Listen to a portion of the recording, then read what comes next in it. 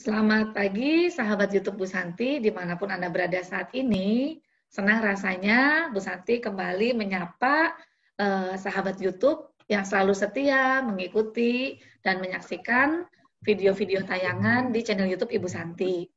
Nah, pagi hari ini ya di Sabtu pagi seperti biasa jam 10 Bu Santi sudah meminta kesediaan salah satu mantan murid Bu Santi untuk berbagi cerita dan pengalaman hidupnya yang sekiranya dapat menjadi berkat gitu ya, jadi inspirasi bagi penonton semuanya. Oke, sudah hadir di ruang Zoom meeting ini ada Dr. Hans Christian Handoko.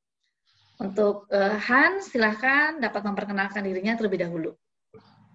Halo Bu Santi, ya. Halo teman-teman Bu Santi semuanya. Perkenalkan, saya Hans. Saya alumni dari BPK Penabur ya Bu ya, yang SMPK. Itu berarti tahun 2008, masuk lulus tahun 2011. Iya. Udah cukup lama ya Hans ya? Oke.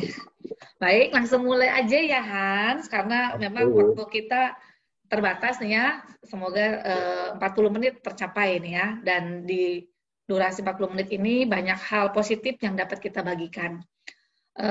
Obrolan kita seperti biasa terbagi menjadi 3 sesi atau 3 topik utama, yaitu membahas masa lalu, masa kini, dan masa depan gitu ya.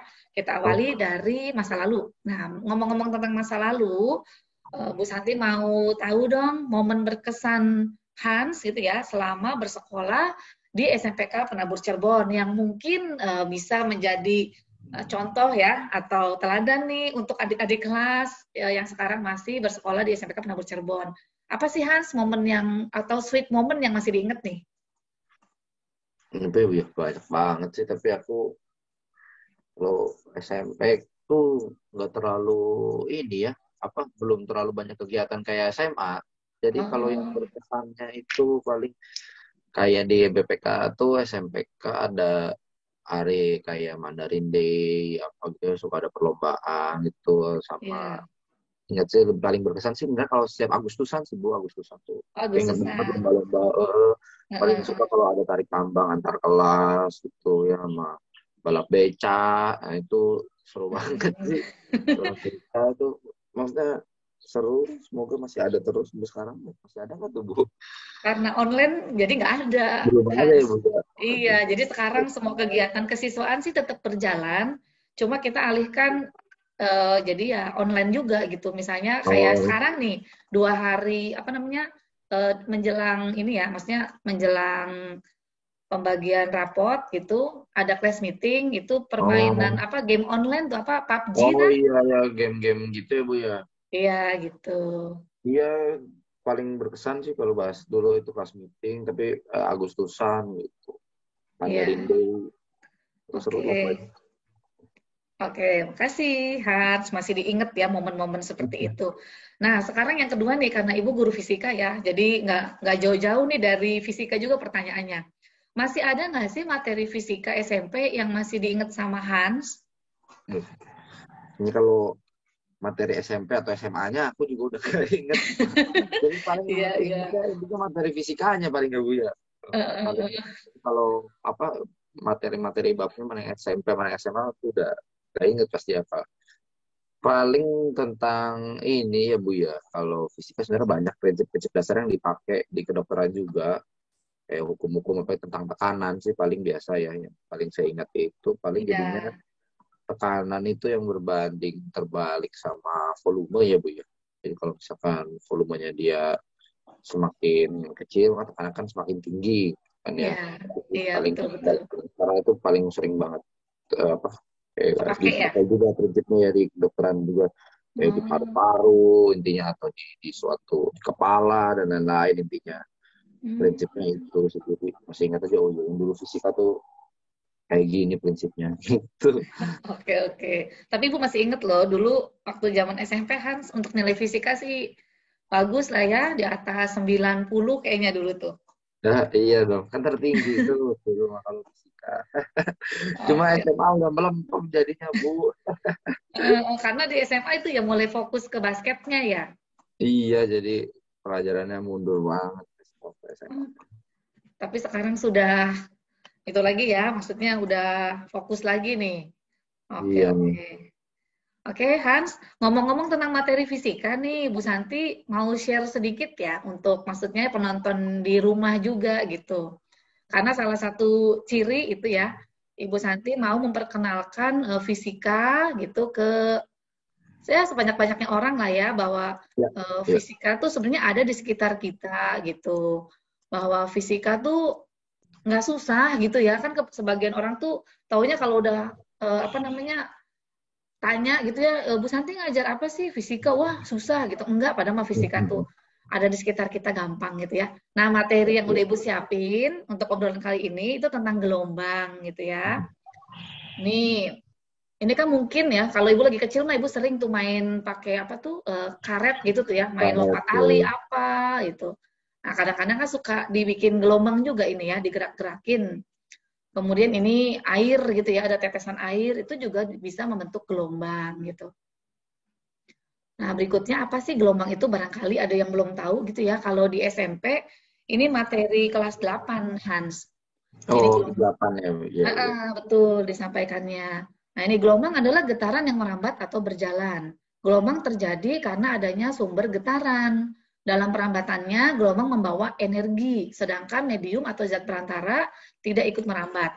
Jadi gelombang tuh yang punya energi gitu ya, bisa bisa energinya itu bisa positif ya bisa negatif juga gitu ya, tergantung gitu kan. Misalnya kayak gelombang tsunami itu kan berbahaya ya untuk keselamatan kehidupan yang di darat gitu. Ini contoh gelombang. Kemudian gelombang itu nanti berdasarkan medium atau zat perantaranya dibedakan jadi dua, yaitu ada gelombang mekanik dan gelombang elektromagnetik. Nah, mekanik dan elektromagnetik ini perbedaannya, kalau mekanik itu dalam merambatnya tuh atau berjalannya dia perlu perantara. Jadi perlu pihak ketiga gitu ya. Perantara, misalnya orang mau jual rumah itu kan kadang ya ada yang tanpa perantara atau Iya. dengan perantara. Nah, ini juga sama gelombang nih dalam berjalannya merambatnya. Kalau yang mekanik ini perlu medium atau zat perantara.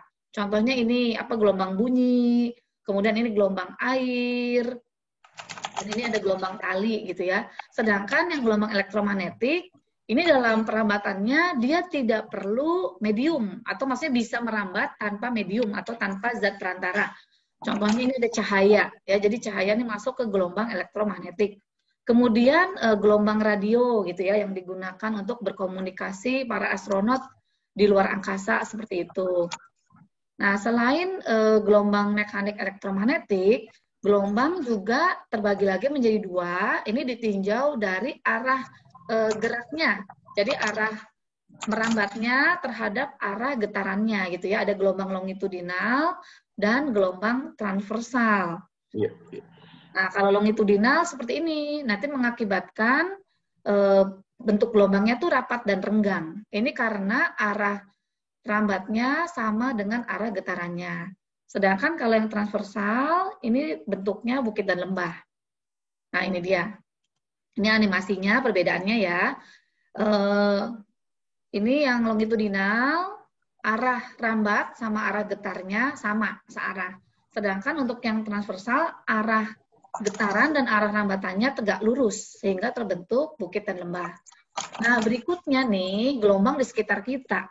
Ya, dari tadi ngomongin gelombang gitu ya, ada mekanik, elektromagnetik, ada longitudinal, transversal. Nah, sekarang gelombang dalam kehidupan kita sehari-hari gitu ya, gelombang tuh ternyata ada di sekitar kita loh gitu, dan kita tuh mungkin ya di sekitar kita tuh banyak gelombang yang kita mungkin tidak sadari itu. Nah, ini contohnya untuk gelombang elektromagnetik ya.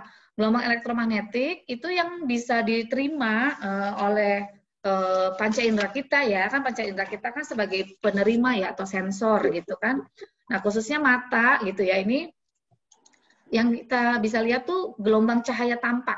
Ini cahaya tampak yang membuat kita tuh bisa melihat benda-benda sekitar kita, bisa melihat warna yang berbeda. Nah, ini tapi selain gelombang ini ya cahaya tampak, sebenarnya gelombang elektromagnetik tuh banyak juga gitu tuh. Contohnya ada gelombang radio, terusnya gelombang mikro, ada infrared ya, inframerah, terus sinar ultraviolet, ada sinar X, sinar gamma gitu. Tapi mata kita hanya bisa mendeteksi atau melihat itu ya hanya yang bagian cahaya tampak. Padahal cahaya tampak tuh cuma sedikit banget nih bagiannya gitu ya. Nah, kemudian untuk yang gelombang mekanik itu ya, contohnya gelombang bunyi di sini. Nah, gelombang bunyi sendiri berdasarkan nilai frekuensinya itu kan terbagi menjadi 3. Ada infrasonik, audiosonik, dan ultrasonik seperti itu. Nah, manusia itu termasuknya ada di rentang audiosonik, di mana frekuensi bunyi yang bisa didengar itu antara 20 Hz sampai 20.000 Hz seperti itu. Nah, tetapi kalau kita lihat di sini ya, beberapa makhluk hidup lain gitu ya, hewan-hewan, itu ternyata ada yang rentang pendengarannya tuh lebih panjang atau lebih besar daripada manusia. Jadi misalnya di sini ada anjing gitu ya. Anjing tuh ternyata dia bisa mendengar bunyi infrasonik, audiosonik, dan ultrasonik. Begitu juga lumba-lumba ya, dia lebih apa sih lebih luas jangkauannya seperti itu. Bisa dilihat di sini gitu ya. Nah, ternyata hal-hal seperti ini mungkin kurang kita sadari gitu ya, bahwa di sekitar kita tuh sebenarnya ada hal-hal yang keberadaannya tuh ada gitu, tapi kita nggak bisa merasakan gitu. Mungkin itu udah di luar batas manusia ya, maksudnya kalau Bu Santi belajar ini tuh menyadari bahwa ya ampun manusia tuh ternyata terbatas banget gitu ya. Maksudnya kita tuh apa sih gitu, mungkin butiran debu gitu ya, atau mungkin bahkan lebih kecil lagi dari itu, bahwa alam semesta yang Tuhan ciptakan tuh luar biasa gitu ya, amazing banget gitu. Ada bahkan ilmu pengetahuan pun ya akan terus berkembang gitu ya, bahwa di sekitar kita tuh ada hal-hal yang bisa kita tangkap, ada juga ternyata yang tidak bisa kita tangkap. Ada yang sudah bisa dijelaskan secara ilmiah, tetapi ada juga yang mungkin masih dalam proses belum bisa dijelaskan secara ilmiah gitu ya. Seperti itu. Kayaknya ini aja sih materi fisikanya. Nah, kita akan lanjut ke pertanyaan ya, Hans. Kita ngobrol lagi nih. Nah, Ibu akan tanya-tanya tentang masa kini ya, sekarang gitu. Nah, yang pertama nih, Bu Santi penasaran. Apa sih alasannya Hans kuliah ambil jurusan kedokteran gitu ya? Motivasinya tuh apa sih kok ngambilnya kedokteran, padahal rumornya gitu ya kalau kuliah kedokteran tuh waduh bakal sibuk banget, bahkan jadi orang yang super sibuk gitu ya, belajar teori dan praktek bersamaan. Nah, untuk Hans sendiri sebenarnya apa yang memotivasi? Motivasinya ini kalau sejujurnya ya Bu, motivasi awalnya sih nggak ada. Jadi coba-coba, murni coba-coba, nekat aja. Dari yang tadinya nggak pernah belajar kan, dari SMP kan sebenarnya masih sering belajar ya, tapi belajar min satu ujian gitu, sistem rebut semalam aja. Kalau SMA itu udah mundur banget, jadi apa? Karena fokus basket kan, jadi pulang malam apa segala macam, jadi pelajarannya keteteran. Tapi ya tetap maksudnya masih on the track lah. Cuma nggak mau kayak dulu bisa masuk 10 besar. Motivasi awalnya sejujurnya karena bingung mau kuliah apa, Bu. Jadi saya tuh pilihannya waktu itu nggak mau, yang jelas nggak mau manajemen ya, karena populasinya waktu itu sangat banyak kan. Terus juga pemikiran saya waktu itu pertimbangannya karena saya juga nggak mau apa ya,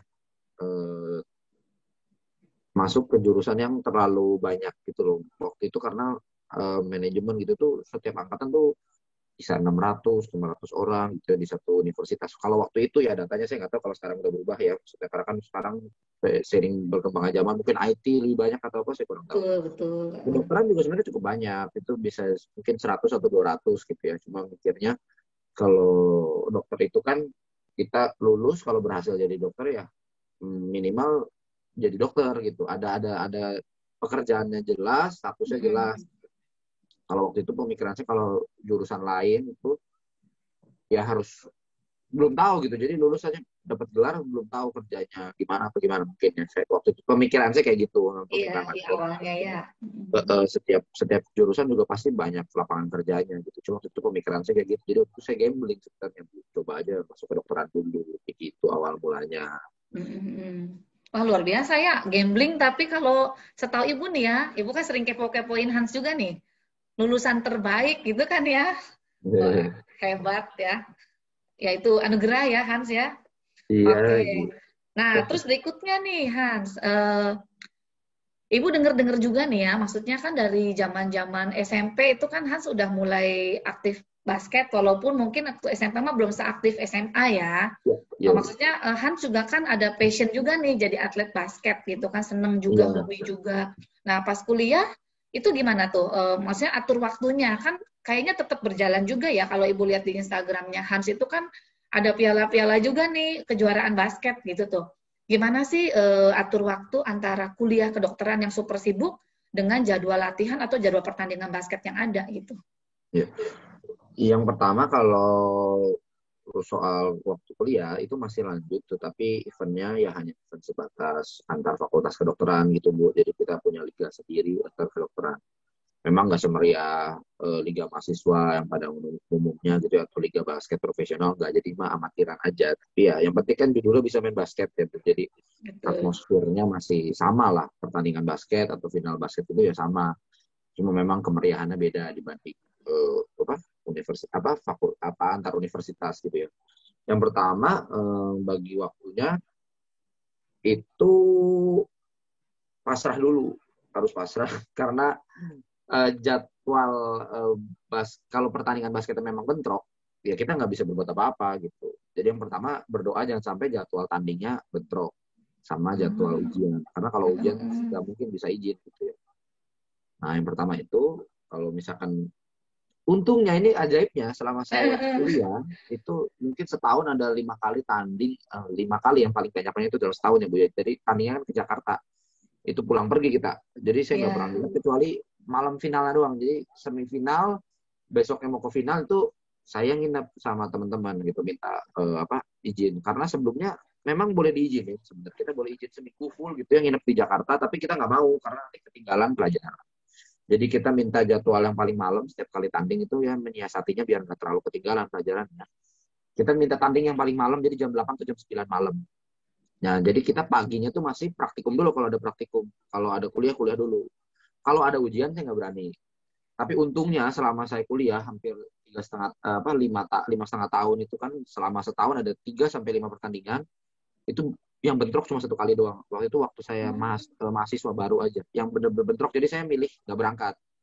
Tapi setelah Iya. itu nggak pernah sekalipun bentrok. Pernah sih hampir bentrok antara finalnya dengan ujian. Jadi waktu mau final itu mau hari pertama ujian. Tapi tiba-tiba ada keajaiban itu. Ujiannya mundur 3 hari. Oh iya iya. Jadi Jadi kayak ini ya, apa namanya, pasar dilancarkan dan ya. dimudahkan gitu ya. Terus jadi itu masuk doa tiap malam terus biar Iya iya, jadwal wah luar tandingan nggak biasa ya. bentrok. Tapi itu ajaib juga sih Bu dipikir-pikir. Jadi kan mungkin total pernah dapat piala itu mungkin sekitar 12 atau 13 kali gitu ya selama selama Wah luar biasa ya. itu. Nah itu jadwalnya nggak pernah ada yang bentrok sama ujian gitu. Jadi caranya Mm-mm. satunya saya bilang ke teman-teman gitu, kalau mau tanding ya kita harus ekstra capek, tapi kita jadinya pelajaran nggak ketinggalan, Dapat dua-duanya piala ya. juga dapat gitu. Ya memang lebih Mm-mm. capek gitu. Cuma ya kita ngatur-ngatur waktu istirahatnya aja gitu. Karena kalau nggak kayak gitu seminggu ninggalin pelajaran tuh pasti jauh banget ketinggalan Bu. Apalagi kalau di kedokteran praktikum itu 100% wajib hadir. Sekalipun absen itu nggak bisa ujian. Kalau nggak bisa ujian ya nggak lanjut untuk berikutnya gitu. Pasti Betul, gagal. betul. Jadi kayak gitu. Jadi mengatur waktunya gitu antara belajar dan basketnya harus diatur sedemikian rupa. Paginya kuliah dulu atau ada praktikum-praktikum dulu maksimal sampai jam 1. Kalau ada kegiatan lebih di atas jam 1 baru izin. Jadi izinnya paling hanya 1 jam pelajaran atau 1 mata pelajaran aja. Karena kan jarang ya sampai sore ya Bu ya. Paling Mm-mm. mentok-mentok sampai jam 3 gitu. Jadi kalaupun harus izin paling hanya izin yang kegiatan jam 2 sampai jam 3 aja. Gitu. Baru Mm. kita langsung berangkat tanding ke Jakarta, pulang lagi. Kalau misalkan besok ada praktikum itu belajar di mobil, kadang kayak Iya gitu aja iya, dulu. wah luar biasa ya. Ya Tapi sama kalau berarti, uh, berarti ini ya Hans ya, maksudnya dari yang tadi Hans ceritakan nih ya, memang sepertinya nih ada ya itu tadi keajaiban ya, saya di luar kemampuan kita ya. oh iya, memang itu sih yang bersyukurnya. Jadi kayaknya tuh ya itu dimudahkan dan dilancarkan gitu ya, dua-duanya bisa Eh, berjalan gitu ya. Luar Kalau biasa ya. ujian sih nggak berani, aku nggak berani berangkat pulang pergi Bandung itu pasti nggak bisa gitu. Terlalu beresiko ya. Dan menyiasatinya lagi ya menjelang sebelum tanding atau sebelum misalkan mau mendekati ujian ya, jadi belajar udah nabung dulu ibaratnya. Jadi kita udah punya tabungan banyak. Jadi Iya. berangkatnya seminggu ini tanding, minggu depannya ujian tuh kita udah siap, udah prepare lebih banyak dibanding yang lain. Berarti udah nggak belajarnya nggak SKS lagi kan ya? Udah nggak bisa sih kalau belajar SKS kedokteran, Iya, bisa iya sih cuma benar. maksudnya nggak berguna. Heeh. Cuma kalau belajar Hamin satu gitu. Oke. Berarti tantangan terbesarnya yaitu ya bagi waktu ya, Hans ya? Atau ada hal lain Bagi juga nih ketika kuliah kedokteran? Ada tantangan yang lain selain tadi? selain kalau bagi waktu itu, kalau menurut saya pengalaman pribadi saya ya Bu, kalau bagi Mm-mm. waktu itu lebih ke pengalaman. Jadi Mm-mm. semakin seiring perjalanan waktu, bagi waktu itu makin mahir gitu. Jadi dari yang tadinya kaget kan, pertama kali Mm-mm. oh gila nih tanding basket, pulang pergi gini seminggu, capeknya kayak gini, belajar kagok gitu, masih Iya. masih belum tahu Belum lapangan biasa ya, udah belum biasa. biasa. Heeh. Sekali dua kali lama-lama udah biasa gitu. Jadi oh ya bulan segini tanding kan, kalau ada pertandingan kan ada minimal tuh kan 3 bulan sebelum ada pengumumannya kan. Pertandingan Mm-mm. ini tanggal segini, yang pertama kita lakuin itu cek dulu, ngitung tanggal dulu, ini jatuhnya di minggu gua ujian enggak ya? Waduh kalau di minggu ujian nyesel atau mungkin sedih atau gitu lah ini. Cek dulu, Heeh. enggak, baru gitu. Karena kebetulan teman-teman TI itu banyak yang seangkatan sama saya, yang tim basket saya juga dari angkatan saya ada 5 orang gitu, baru adik kelas sama senior. Nah, kalau Oh, kalau bagi waktu menurut saya kan itu kan seiring berjalannya waktu semakin mahir terus. Tapi yang iya. lebih sulit itu tantangannya adalah konsistennya itu. Konsisten Hmm, mempertahankan prioritas atau apa namanya niatnya tadi ya. Jadi tetap betul, betul. mau ada tanding ya belajarnya harus ekstra dulu nih, berarti harus nabung dulu tadi istilahnya. Eh, Mm-mm. tetap konsisten nggak tuh atau jangan dulu capek males sekarang lagi capek udahlah istirahat dulu aja nanti aja gampang gampang budget, nah itulah yang bahaya tiba-tiba Iya, kebablasan. iya. Jadi niatnya sih untuk mempertahankan niat lebih lebih berat menurut saya dibanding membagi waktu. Karena bagi Iya, waktu iya. aja kita sehari 2 hari bisa, karena ini kan prosesnya panjang Bu ya. Selama kuliah kedokteran itu nggak putus-putus kan, berarti sekitar Mm-mm. 5,5 tahun lah itu, niatnya konsistensinya harus tetap dipertahankan terus gitu. Kita bicaranya bukan cuma seminggu 2 minggu kan, kalau jadi dokter kita eh, selama proses pendidikannya terus. Kebetulan kan saya Iya, basket dari iya. awal sampai saya lulus. Sampai terakhir sebelum saya disumpah dokter pun udah beres ujian negara tuh masih mau ada pertandingan waktu itu. Wah, luar biasa. Sayangnya waktu saya udah sampai GOR, udah sampai gedung olahraganya nih Bu, lawannya Heeh. udah siap. Waktu itu salah satu perguruan tinggi swasta juga ya. Kita udah siap di Iya. lapangan tuh udah pakai pakaian tanding. Kita pertandingan paling malam kayak biasa karena Maranatha, maaf karena salah satu Mm. universitas saya ya, Iya, iya. request jadwal paling malam kan. Heeh. Tiba-tiba waktu itu peluitnya nggak boleh ditiup karena pengumuman dari gubernur waktu itu harus lockdown. Oh, iya, iya. Itu pas Udah banget masa-masa pandemi ya berarti masa ya? pandemi. Jadi itu waktu itu sorenya Pak Gubernur itu lagi pidato di mana Jakarta waktu Mm-mm. itu udah masuk eh, Mm-mm, mm. itu bisa mikir nggak mungkin lah di lockdown langsung sore ini. Ternyata Iya, malamnya iya. sudah jadi pulang Oh. lagi. Kita tanpa bertanding tanpa apa itu sedih banget. Padahal itu pertandingan terakhir saya harusnya. Ya, bener-bener. Tapi ya itu tadi ya, maksudnya memang di pandemi ini nih ya, maksudnya banyak hal-hal yang mendadak terjadi sih ya Ya, di luar di luar dugaan. kemampuan kita ya. Maksudnya tuh kayak tahu bulat ya, Iya, digoreng dadakan gitu. Banyak yang mendadak-mendadak. iya, iya. Oke. Nah, terus berikutnya lagi nih ya, Ibu Santi mau tanya nih. Kan kalau misalnya kuliah kedokteran, itu pasti ya ada salah satu mata kuliah tuh praktikum, maksudnya maaf nih di kamar jenazah gitu ya. Berarti jadi dokter tuh harus berani juga ya. Maksudnya kalau yang eh, takut, penakut ya kasihan juga nanti kan ketika praktek di kamar jenazah ini gitu ya. Nah, yang mau Ibu tanyakan ya, kan tadi awal Ibu Santi share materi gelombang bahwa di sekitar kita tuh sebenarnya memang ada hal-hal, sebenarnya banyak mungkin ya, tapi kita terbatas, kemampuan kita tuh terbatas. Ada hal lain yang mungkin belum belum bisa dipelajari secara ilmiah saat ini gitu ya. Nah, yang mau Ibu tanya nih sebenarnya, yang penasaran juga nih adik-adik kelas di SMP tuh ya. Nah, kalau dokter tuh berarti punya pengalaman, mungkin kita sebutnya supranatural nggak sih gitu ya. Kan kamar jenazah kan sesuatu, maksudnya kadang-kadang tuh ya banyak cerita-cerita tuh ada hal-hal yang di luar nalar kita terjadi gitu tuh. Mungkin kurang ilmiah atau gimana gitu tuh. Pernah nggak ada pengalaman seperti itu, Hans? Kalau saya pribadi, jadi kita sebutnya jenazah itu kadaver ya Bu ya kalau di kedokteran. Istilahnya Jadi ya. istilahnya itu ya, atau jenazah atau mayat mungkin kan kalau disebut itu terlalu serem ya. Nah, Betul betul. itu kadaver. Kalau menurut saya serem sih enggak, karena apa? Karena kita kan ramean ya.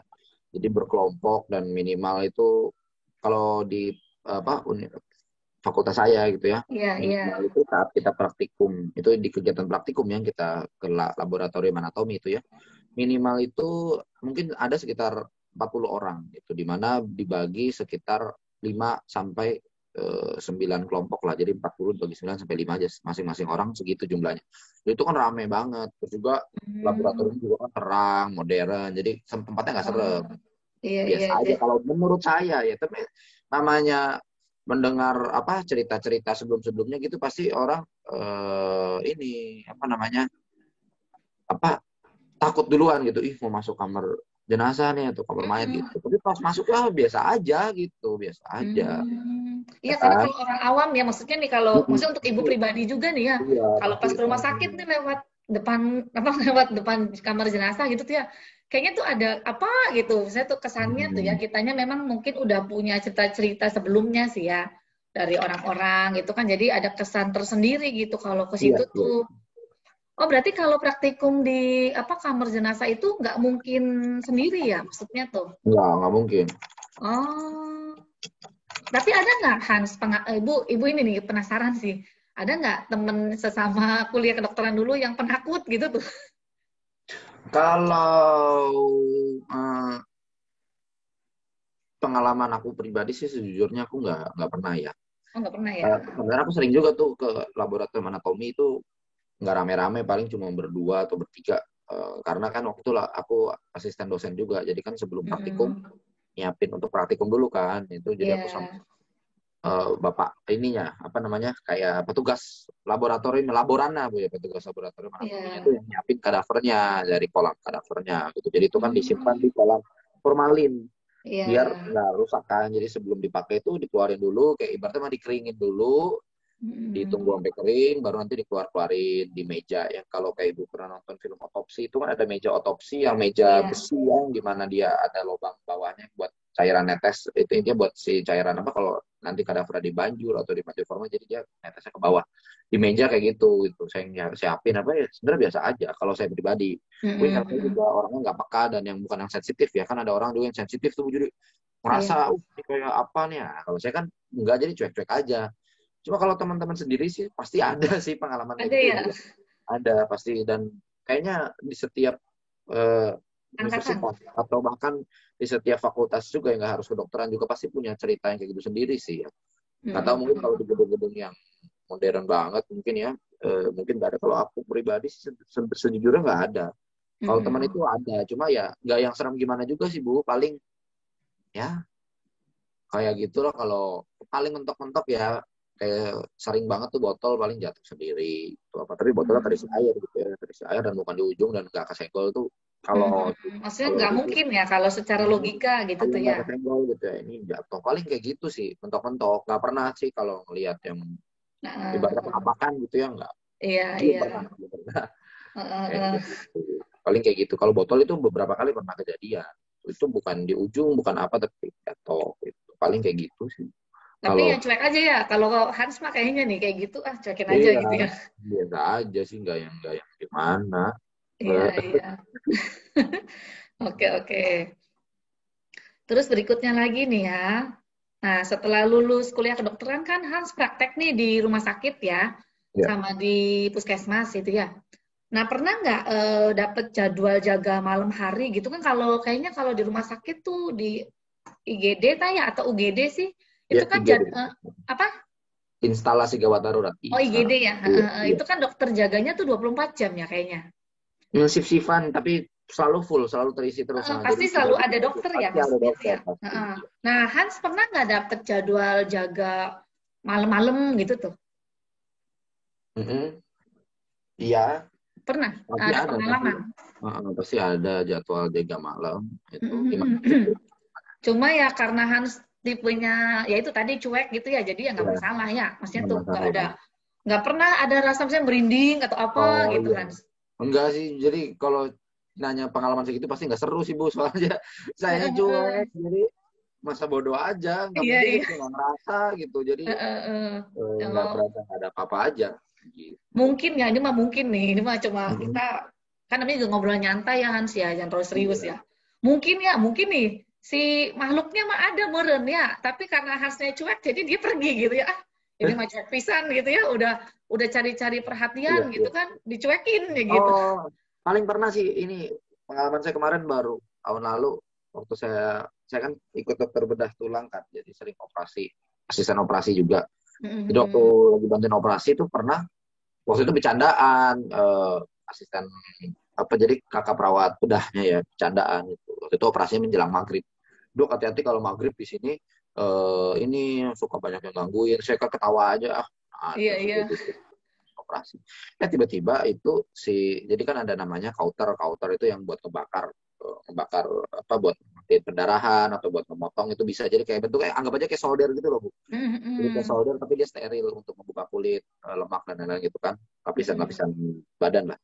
Nah itu tuh tiba-tiba dia nyala, nggak ada mencet nggak ada apa tiba-tiba nyala dan dia kan kalau alat-alat operasi kan semua apa sih istilahnya bukan besi ya kayak pokoknya konduktor ya Bu ya konduktor panas. Iya.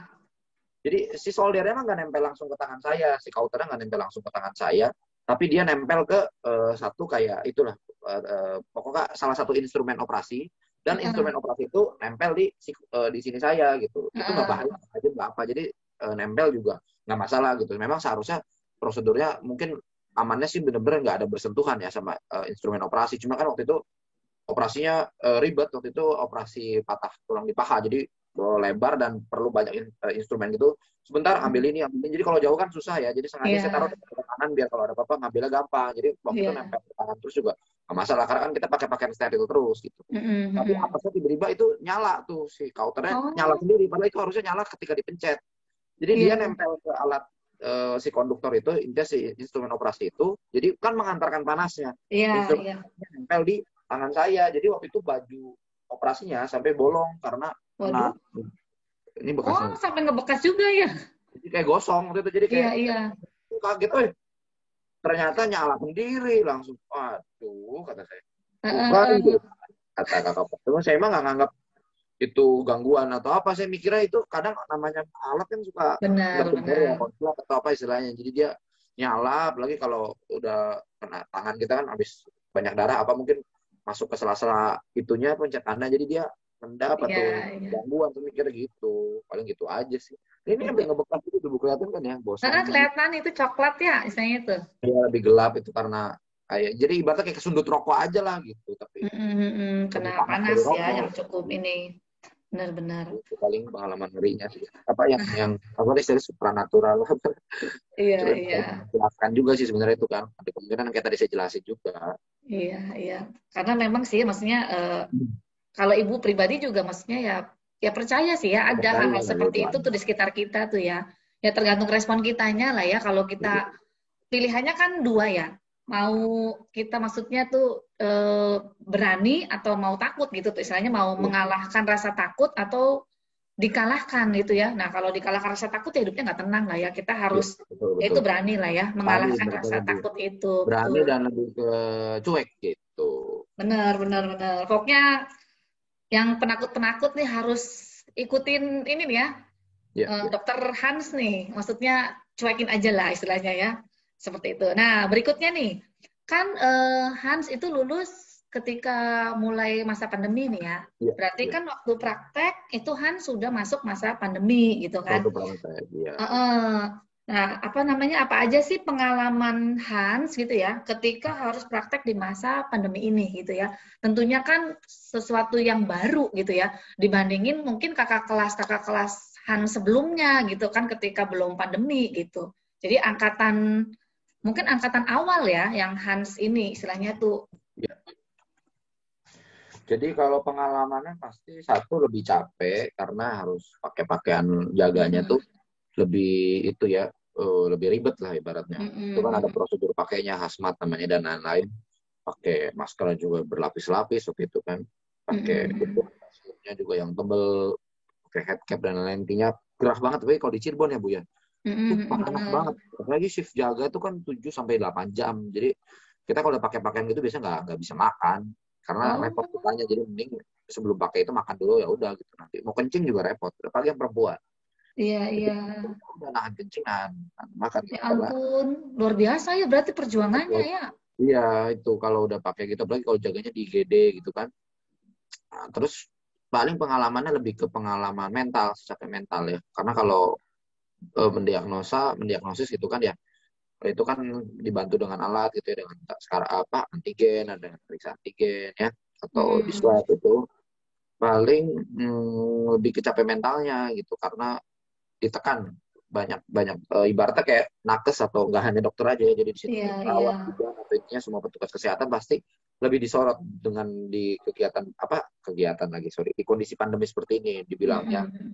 mengcovidkan orang lah atau Mm-mm. Mm-mm. ibaratnya ya yang gitu ya Bu ya seperti yang Iya, padahal kan iya. itu di luar kapasitas kita gitu. Kita juga kalau memang benar ada orang positif COVID juga deh, kita juga nggak dapat apa-apa. Maksudnya nggak Iya. jadi nambah juga tuh insentif saya atau apa penghasilan saya karena dapat si A positif gitu. Enggak, sama aja tetap gitu. Kalau Mm-mm. dapat bantuan dari pemerintah pun misalkan berupa insentif juga kalau kita maksudnya dokter yang baru lulus itu ya hitungannya Mm-mm. sama. Jadi bukan di per kepala tapi ya udah kita melakukan kegiatan yang beresiko ya udah kita dapat insentif tambahan. Itu. Iya, Jadi iya. kita tidak yang semakin banyak orang yang positif kita dapatnya semakin banyak enggak.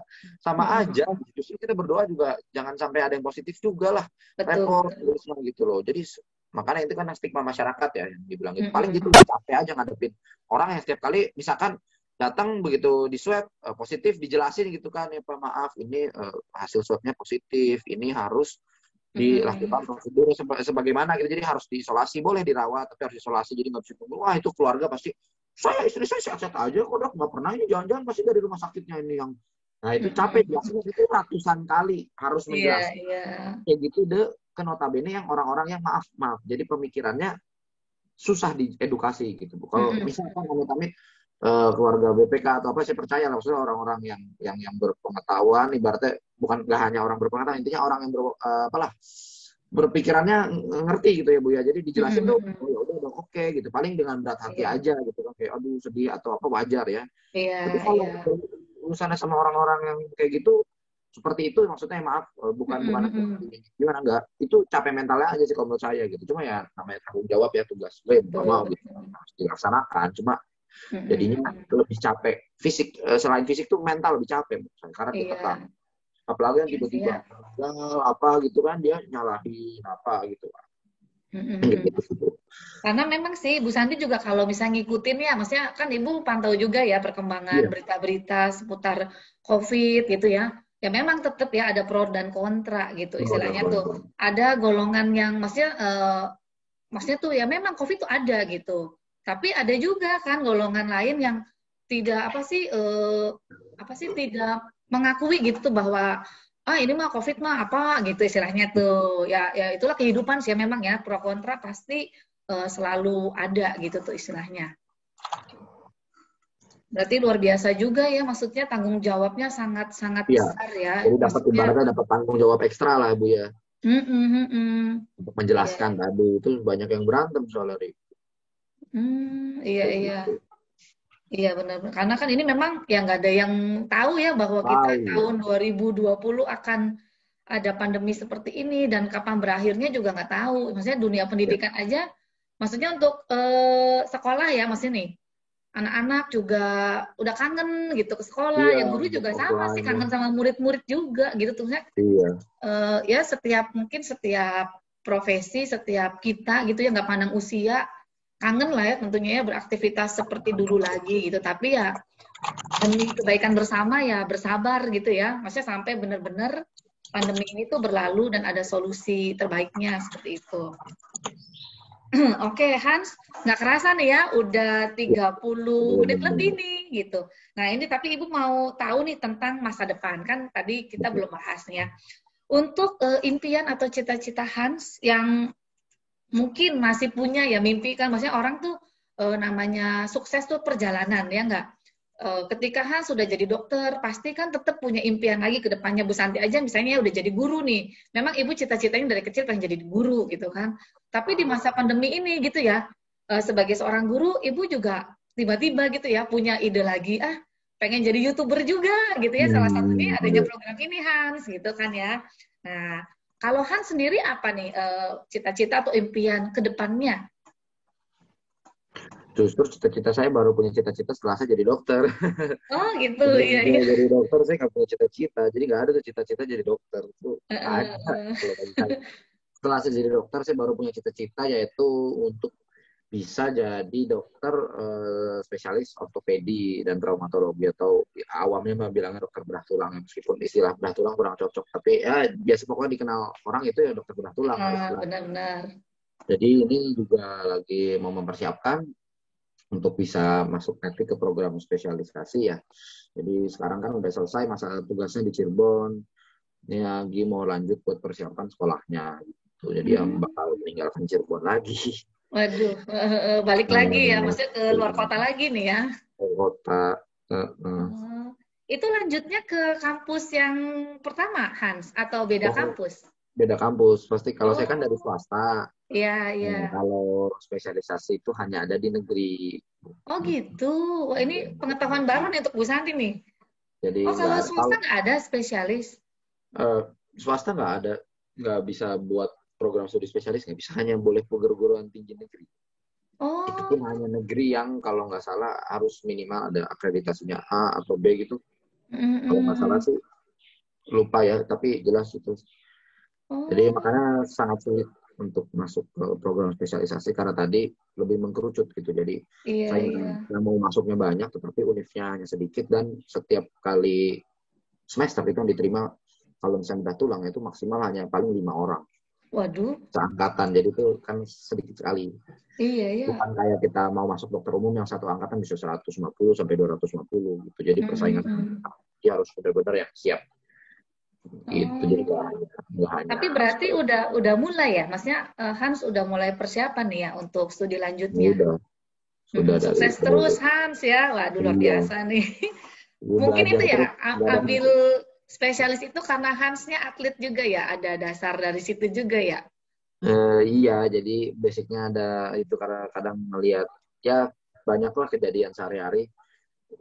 Dulu tuh ngeliat kayak temen tuh ya itulah pada dioperasi dari zaman SMA ke angkatan cedera ini itu. Terus sebenarnya nggak kepikiran untuk jadi dokternya pada masa SMA-nya. Tapi Iya, setelah jadi dokter kayak berpikir gitu kan, ih, ya kenapa kayak saya nggak jadi dokter spesialis ini aja biar saya bisa banyak tuh teman-teman saya atau adik-adik saya berarti kan nanti itu yang apa tertolong ya istilahnya ya, ya, bisa ya, bantu. sekarang juga semua udah tertolong juga gitu. Cuma kan lebih enak kalau kita saya kan orangnya lebih suka kayak maksudnya kita bisa mengerjakan sendiri gitu, jadi tidak bergantung sama Iya. orang lain gitu. Jadi kalau saya nggak ngerti apa gitu kan berasa sekarang kan ya masih nggak ngerti apa gitu, jadi belajar terus gitu kan, pengen bisa.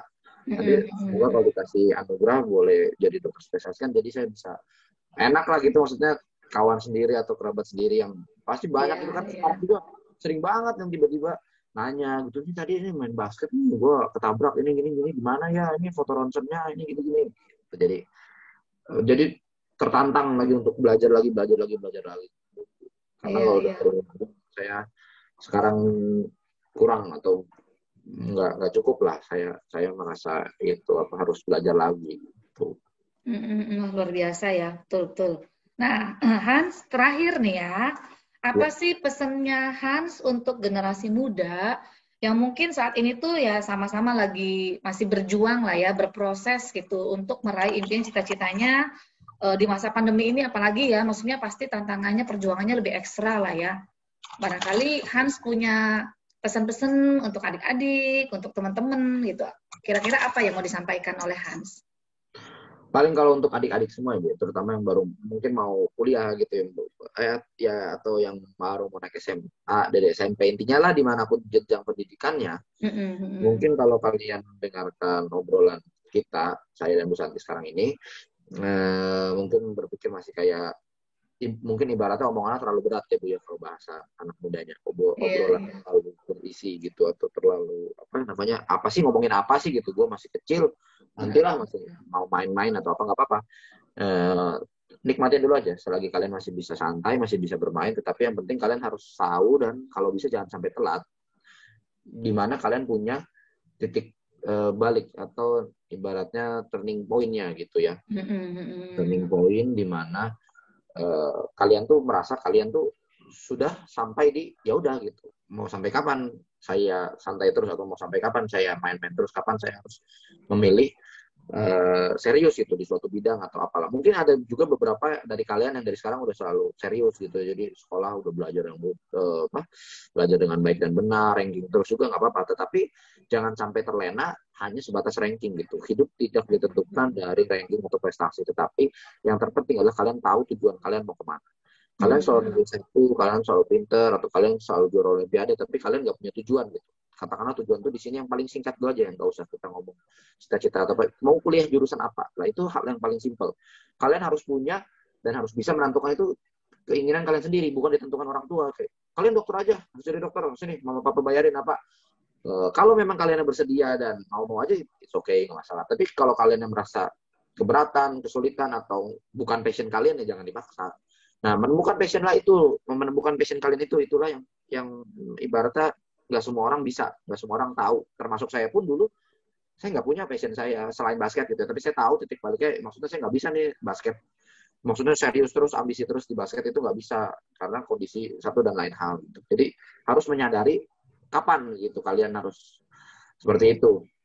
Nah, dan kalau nanti semoga kalian bisa menemukan apa yang kalian sukai dan apa yang kalian ingin tekuni, kalian tetap harus berserah kepada Tuhan agar supaya diperlancar, dan tadi tentunya punya motivasi yang kuat dan juga niat tadi agar apa yang kalian lakukan itu bisa berhasil gitu. Karena kalau cuma mau doang gitu ya, tapi kitanya nggak punya niat, nggak konsisten, ya nggak akan kesampaian. Aduh, saya mau jadi dokter, uang punya misalkan ya, atau fasilitas punya lah katakanlah ya, nggak harus uang gitu ya. Intinya fasilitas bisa kesampaian kuliah kedokteran, tapi kalian nggak punya motivasi yang kuat untuk jadi dokter, nggak punya niat yang kuat, ya sudah, pasti sepanjang jalannya kesulitan.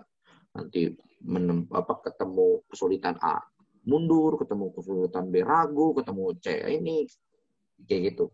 Jadi temukan dulu lah apa passion kalian. Setelah ketemu, pertahankan itu dan maksudnya punya motivasi yang kuat. Kenapa saya harus jadi ini gitu? Kenapa saya mau jadi ini? Kita harus punya alasannya gitu. Itulah alasan atau itulah dibalik motivasi kalian nanti gitu. Kalau pengalaman pribadi saya seperti itu. Jangan lupa saya pokoknya intinya itu ya, maksudnya harus menemukan passion supaya bisa lebih maksimal mengembangkan diri ya, potensi diri yang ada gitu ya Hans ya. Maksudnya jangan sampai sia-siain waktu ya, kan waktu kan terus berjalan nih, maksudnya tuh eman-eman gitu, jangan sampai terlambat. Tadi kan Hans bilang begitu ya. Oke. Berikutnya yang terakhir nih, barangkali Hans mau nyapa nggak nih, nyapa mungkin guru atau siapa gitu? Kasih kesempatan, silahkan. Kepada semua ya guru-guruku tercinta, BPK Penabur ya, BPK Penabur tentunya, semak juga yang nonton ya, pokoknya semangat terus mengajar ya, terus menebar terus menjadi berkat, terus menjadi terang bagi murid-murid, jangan pernah lelah. Pokoknya semoga diberkati, sehat terus, baik secara kesehatan maupun rezeki juga ya, lancar-lancar semua urusannya. Gitu. Semoga pandemi cepat berlalu, bisa kegiatan seperti normal, jadi bisa happy lagi ketemu murid-murid. Betul, siap.